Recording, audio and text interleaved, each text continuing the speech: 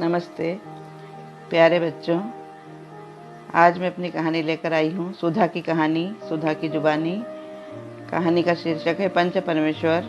मुंशी प्रेमचंद जो महान कहानीकार थे, उनके द्वारा लिखित और बहुत ही प्रसिद्ध कहानी है ये। मैं आप बच्चों को सुना रही हूँ। जुम्मन शेख और अलगू चौधरी एक गांव में रहते थे और उन दोनों में गाढ़ी मित्रता थी। बिना किसी जाति धर्म के भेदभाव के उनकी मित्रता के चर्चे पूरे गांव में थे। जुम्मन शेख की एक खाला थी, खाला मीन्स मौसी। उसके कोई बाल बच्चे नहीं थे, औलाद नहीं थी, थोड़ी सी ज़मीन थी। तो उन्होंने वो ज़मीन जुम्मन के नाम कर दी और उसके बदले में तय हुआ कि वो खाला को खाना कपड़े वगैरह सब देंगे। अब थोड़े दिन तक तो सब सही चलता रहा, लेकिन उसके बाद में जुम्मन की पत्नी ने खाला को परेशान करना शुरू कर दिया। न तो उसे ढंग से कपड़े देते थे, न खाना देते थे। खाला बहुत दुखी रहने लगी और एक दिन लाठी टेकते टेकते वो अलगू के घर आ गई और अलगू को बोला कि देखो, तुम्हारा जो दोस्त है जुम्मन, वो मुझे खाना भी नहीं देता, कपड़े भी नहीं देता और मेरी ज़मीन भी मैंने उसके नाम कर दी। अब मैं क्या करूं? तो अलगू चौधरी ने कहा कि मैं क्या करूं खाला, इसमें वो तो मेरा दोस्त है। तो खाला लाठी टेकते हुए जाने लगी और बोली कि क्या बिगाड़ के डर से ईमान की बात ना कहोगे? और फिर खाला ने सोचा कि मैं पंचायत बुलाऊंगी। पहले ज़माने में पंचायत बैठती थी, तो बरगद के पेड़ के नीचे पंचायत बैठी। पंचायत में अलगू चौधरी भी थे, जुम्मन भी थे। खाला ने अपनी बात रखी और कहा कि मेरी ज़मीन से इतनी आमदनी तो होती है कि मुझे ढंग से खाना कपड़ा दिया जाए, नहीं तो मेरी ज़मीन मेरे नाम वापस कर दी जाए या मुझे रहने की कोई अलग से व्यवस्था कर दी जाए। तब कहा कि तुम किसे पंच चुनती हो? तो खाला ने कहा कि मैं अलगू को पंच चुनती हूँ। जुम्मन तो खुश हो गया कि चलो मेरा दोस्त ही पंच बना है, फैसला मेरे पक्ष में ही होगा।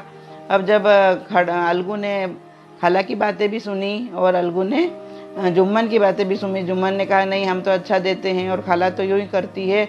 और इस तरह से फिर अलगू ने जब फैसला दिया तो अलगू ने कहा कि मैंने दोनों पक्षों की बातें सुनी और मैं इस बात पे पहुंचा हूं कि खाला की ज़मीन से इतनी आमदनी तो होती है कि खाला को ढंग से खाना कपड़े और सब दिए जा सकें, अन्यथा खाला को उसका कमरा अलग करके उनके रहने की व्यवस्था कर दी जाए। फैसला जुम्मन के खिलाफ हुआ। अब जुम्मन को इस बात का बुरा लगा, बहुत बुरा लगा, और उनकी जो दोस्ती थी उसमें दरार आ गई।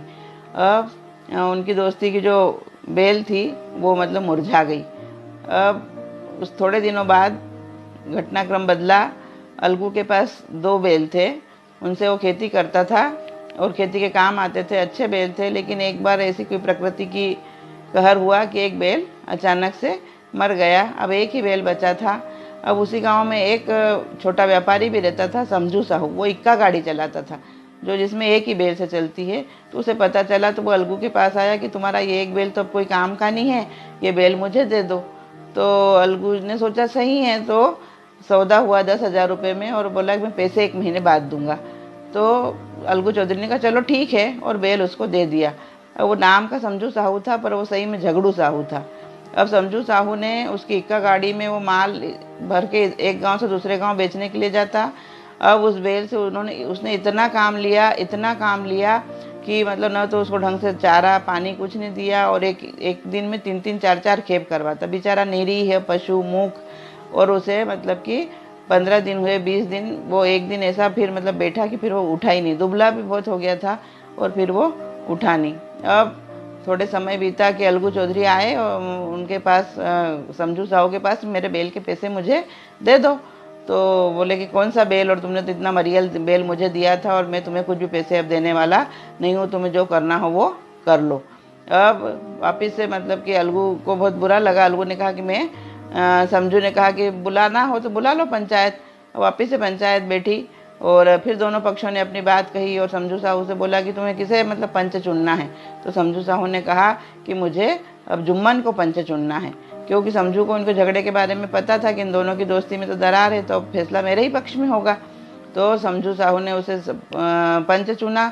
जुम्मन खड़े हुए। जुम्मन ने दोनों पक्षों की दलीलें सुनी और उन्होंने अलगू की बातें भी सुनी, उन्होंने समझू की बातें भी सुनी, और अंत में जब पंच की कुर्सी पे हम बैठते हैं तो हमारे मुंह से परमेश्वर बोलता है।